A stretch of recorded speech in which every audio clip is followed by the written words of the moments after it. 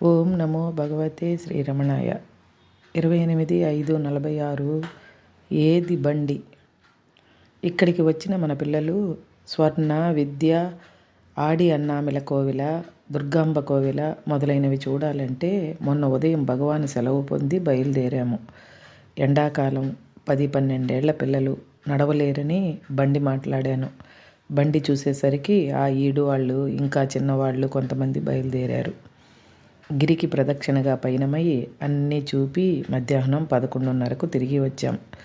3ంటికి హాలుకు వచ్చి మేము నమస్కరించుటే తడువుగా, ఎన్ని గంటలకు వచ్చారు అని భగవాన్ నన్ను అడిగారు. 11:30 అయింది అంటే, వీరంతా నడవగలిగారా అన్నారు భగవాన్. బండి ఎక్కి వెళ్ళామని విన్నవించాను. భగవాన్ పరిహాసంతో, ఓహో సరి బండి ఎక్కిపోతిరా, పుణ్యం ఎవరికి, బండికా ఎద్దుకా వీరికా అన్నారు. బదులు చెప్పలేక మౌనం వహించాను. పక్కనున్న వారిని చూచి భగవాన్, ఈ శరీరమే ఒక బండి, దీనికి ఇంకొక బండి, ఆ బండిని లాగుటకు ఒక ఎద్దు, ఈ విధంగా జరిగిన పనికి మేము చేశాము అంటారు.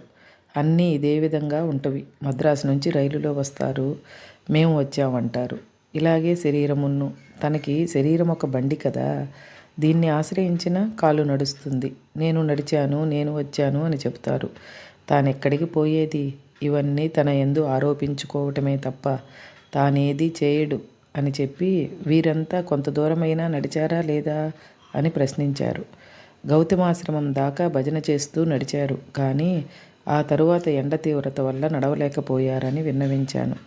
పోనీ అంతవరకైనా నడిచారు కదా అని ఆ ప్రసంగం విరమించారు భగవాన్.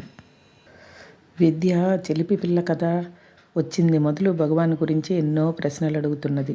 భగవాన్ తాతయ్య ఎక్కడికి రారా, ఎందువల్ల అని ప్రశ్నలకు ఏం చెప్పినా సమాధాన పడక 24వ తేదీ ఉదయం ఎక్కడికి ఎందుకు రారని శ్రీవారినే అడిగింది. చిన్నపిల్లల మాటలంటే వారికి అమిత ప్రీతి కదా. సాదరంగా దాన్ని చూసి, ఏమమ్మా నన్ను మీ ఊరు తీసుకుపోతావా, అదే కదా నీ అభిప్రాయం, బాగుంది, కానీ నేను కదిలితే వీరంతా రావడమే కాదు సరికదా, త్రోవలో ఎందరో పిలుస్తారు, వెళ్ళకపోతే ఊరుకుంటారా, పట్టుకుపోతారు. అక్కడి నుండి ఇంకా కొంతమంది బయలుదేరుతారు, వీళ్ళందరినీ తీసుకుపోగలవా? వీరే కాదు, నేను కదిలితే అరుణాచలమే బయలుదేరుతుంది, ఎట్లా తీసుకుపోగలవు? నన్ను చూడు, ఈ జైలులో పెట్టారు. ఒకవేళ నీవు తీసుకుపోకపోయినా మళ్ళీ తోవలోనే పట్టుకువచ్చి ఎవరో ఏదో ఒక జైలులో పడేస్తారు. ఏం చేసేదమ్మా, ఎలా రాను చెప్పు? వీళ్ళందరూ నన్ను వదులుతారా ఏమంటావు అన్నారు భగవాన్. విద్య జవాబు చెప్పలేకపోయింది. అప్పటి నుండి ఈ బిడ్డ నన్ను తమ ఊరు రమ్మని పిలుస్తుందని అందరితో చెప్పేవారు భగవాన్.